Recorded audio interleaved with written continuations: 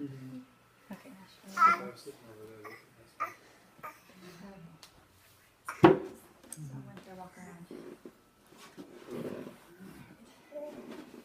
Thank you everyone for coming tonight. I'm so happy you are all here.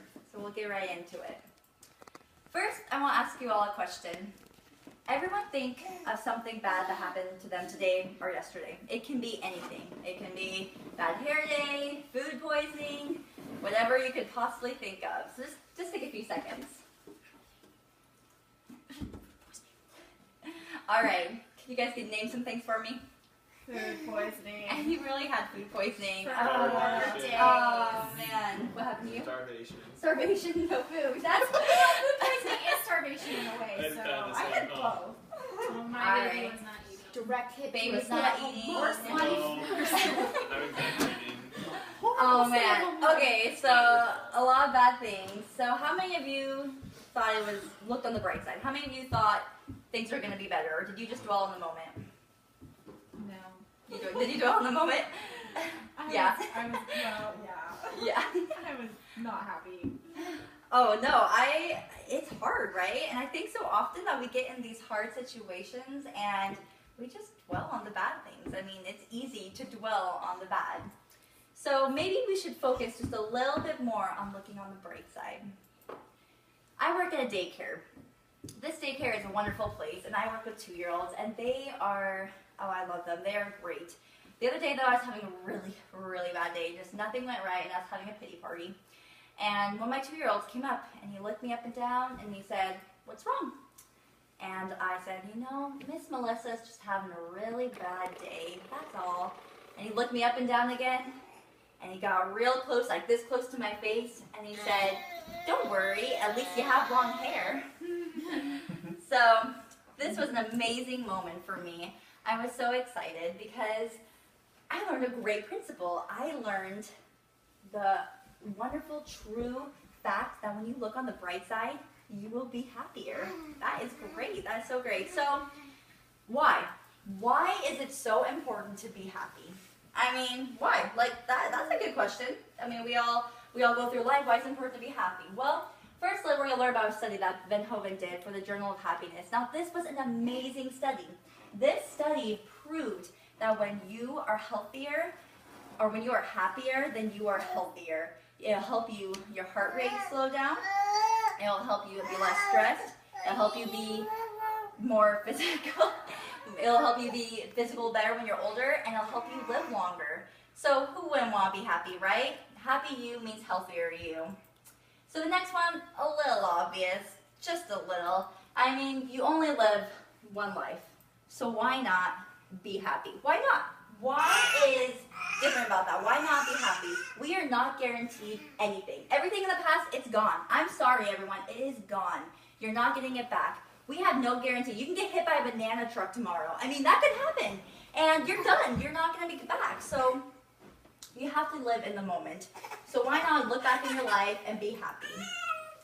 So how can I look on the bright side? I want a hat. So look on the... Russell! Be happy!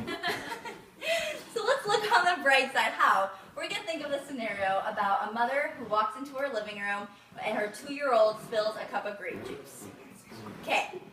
This is the situation, right? So first we see the first thing she needs to do is take a deep breath because this mother is going to be livid. I mean, grape juice on white carpet? Are you kidding me? That stuff doesn't come out. So take a deep breath. Science has proved that when we take a deep breath, we are able to relax our minds. We are able to think clearly, and we are able to control a situation that's in front of us. So take a deep breath. Next part is analyze the problem. Okay, so this mom, she needs to think about it, you know, like what could have been worse? What could have been worse, right? My child could have died. I mean, that's kind of over exaggerating, but she could have, yes, because the bleach could have hit his head, could have broken the glass, could have, anything bad could have happened. And so then the mom thinks of this, and she finds a happy thought. Now what's different is that usually to find a happy thought, we have to think of a negative one first. Like what's all the worst things possible? You find that and you build upon it. So like we said, what if the glass broke for the child and the child got hurt? What if that happened? So you find a happy thought, you think, you know what? I'm a mom, and this is a kid, and I'm happy he is safe. So you have that happy thought. Think about it. Who is here has heard about Peter Pan? Watch Peter Pan. Anyone? Oh, yeah. Yeah? Okay. So Peter Pan, what do you do with the fly? You have to think of a happy thought, and you stick with it. Stick with this happy thought. Do not lose it, because that is how you'll be happy. If you keep it, you'll keep spiraling up. If you lose it, you'll go down. So here's some excuses. Okay, well, I don't deal with excuses because I think they're silly. The first one's the buts. But my house burned down. But I stepped on a needle. But get over it. Just stop. If you are trying to be happy, you will be happy. The next one, poor me.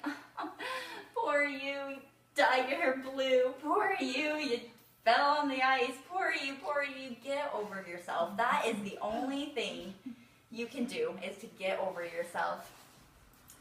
Next one is you just don't understand. And this one's a little trickier. You know why? Because you're right. I don't understand. I don't understand any of you.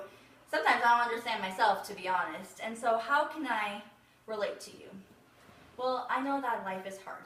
And I know that if you stick with the process to take a deep breath, analyze the problem, and stick with it, you can do wonders. So it's time to think what is important about you. So just stop with the excuses. I don't want to hear them. No one wants to hear them. Let's just be happy. To end, I would like to tell a story. And this story is about Tiny Tim and Big John. So Tiny Tim is so excited because he gets to go out for Pee Wee football. He gets to go and gets in his uniform and is all excited, and his dad's a little nervous, just pretty nervous.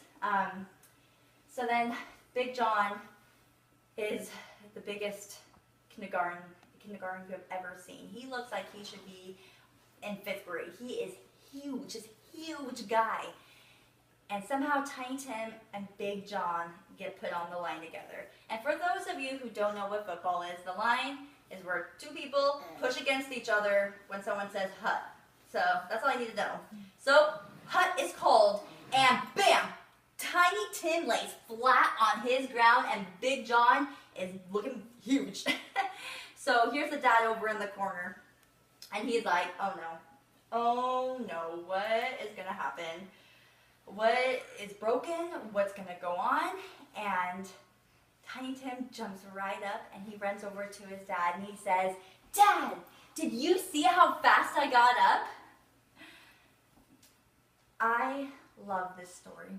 I love this principle because you all are going to get knocked down in life. It's a guarantee. I promise that. You will get knocked down and life will be hard. It's going to be hard, but how fast are you going to get up? How fast are you going to wake up and look on the bright side? How fast? So I like to end with looking on the bright side because you deserve to be happy. Thank you.